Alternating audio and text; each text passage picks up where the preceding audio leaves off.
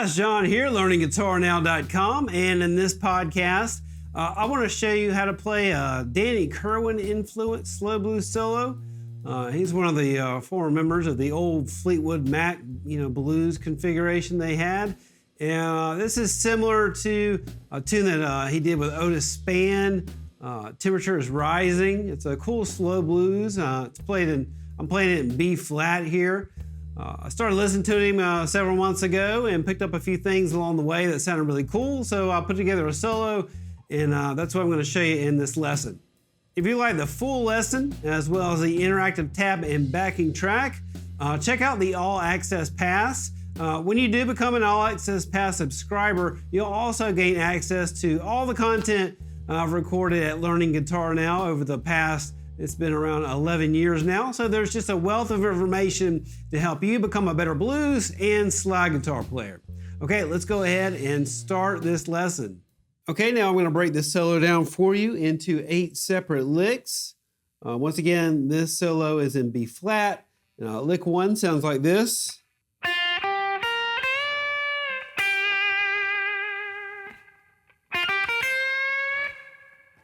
Okay, so that is lick number 1. Pretty basic lick here. Lots of space going on with this lick.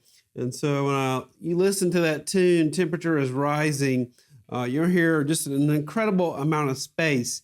Space is one of the number one things that you have to get a hold of when you want to play blues guitar, because you're trying to say something. And to me, having space in between the licks and notes, it just kind of mimics taking a breath. If you want to try to mimic like a human voice, any type of like vocal type pattern, to me that's what blues guitar is all about, playing guitar like a singer. So lick 1, happening over the 1 chord, we're just going to rest at the beginning. The tune slow blues comes in B flat 7 chord, 1 2 3 4 5 6 7 8 9. So we do nothing there, and then on the 10th count we play this phrase.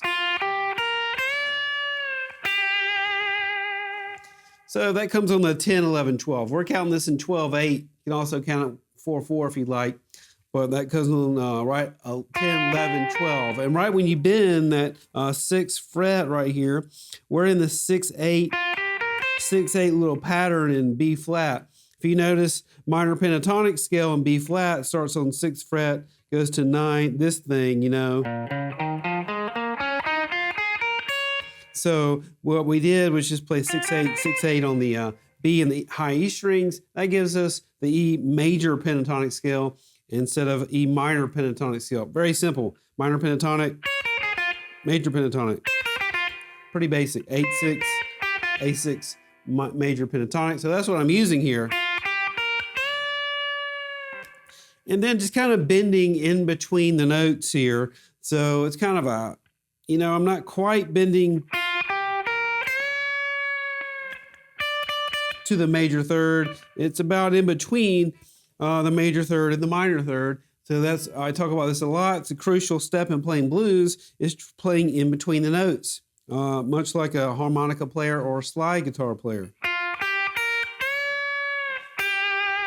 So you let that bend hang for a few counts, and that's where right when you bend that 8th fret, that's when the 4 chord, E flat, 7, 9, major, whatever, extension is being played. On the 4th count, we're going to vibrato that. I like to bend this with my 3rd finger, that 6th fret on the high E. And then vibrato with my 2nd finger on the B string. And now we're going to go back to the 1 chord. This is the quick change 12-bar blues. And so back to that. So here, 6/8 again. And then bending up that 8 fret again. Except this time almost to the major third. And then cutting off the sound. So really easy notes here. I'm doing the up vibrato, really vibratoing that note heavy. Right when I did the next part of that 6/8/6, I did it a lot quicker. It's a triplet, 16th note triplet.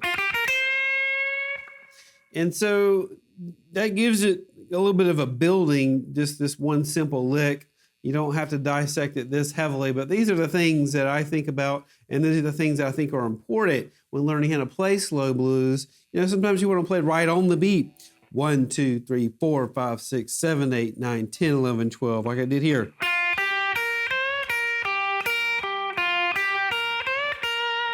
A lot of people don't understand what you can play. Sometimes you just want to play something melodic instead of doing this all the time.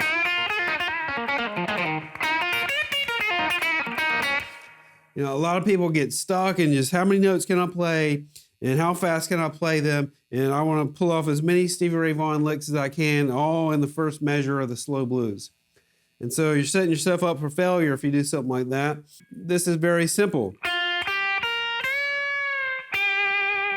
And this is something that I found that Danny Kerwin, Peter Green, a lot of these type blues guitar players are utilizing these kind of techniques.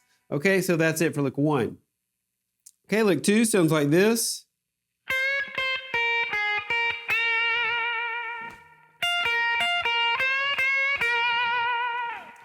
Okay, that's lick number 2. Another just really not a whole lot going on, but just a tremendous feel in this lick. So on the 7th count, we're still on the 1 chord. And we're gonna bend that 8th fret up to the minor 3rd here. Pull it down, 6. Now we're gonna go back to the minor pentatonic now, so you got 6, 9, 6, 9. You can get a lot of mileage just utilizing those 2 little patterns, minor pentatonic, major pentatonic. So there's just a lot that you can do with those little areas. And if you don't even play, you can use the major pentatonic to bend up to the note. Same note. It's just all about phrasing. So that's the first part we did. Then 9. Back to, well, we got this. Now we're going to bend up the 9th fret to the root, our B flat, it's our key we're in. And now we're getting to his vibrato style is really fast. So it's a little bit out of sync with the tempo of the tune, but that's not necessarily a bad thing in his case because it fits perfectly. You know, to me, it sounds a little fast, but it sounds fast in a cool way. So once again, you know, when you're playing blues guitar, there are no rules. You just play what you think sounds great. And if you don't know what to do, analyze the masters from this era. So I bent this up. That's a pretty tough vibrato because you got to do it real quick. And so you're not doing it like maybe Stevie Ray might go something like.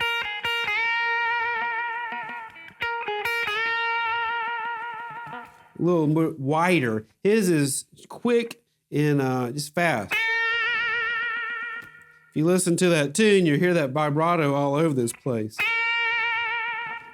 So it's a little bit faster than it should be, but a trademark sound of his style, I think. So getting that quick will be kind of difficult. You just have to bend it. Then we're going to go down and up over and over again, and you got to get it to the pitch. For more about bending vibrato, check out Blues Techniques course that I put out. The next step, we're just going to move up to this B.B. King little position up here on the 11th, 13 on the B string. So in 11th, 13 on the high E. Just play this little simple phrase. And then another quick vibrato with your first finger.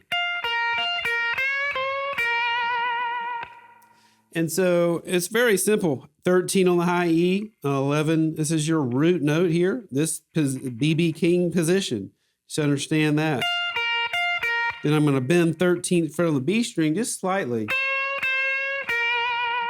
Then that quick vibrato, 11th fret here on the B string. That's our root note. That's a B flat note. So pretty basic lick. That is it for lick 2. All right, well, that does it for this lesson. Like I said previously, if you like the tab, the full lesson, the backing track, check out the All Access Pass.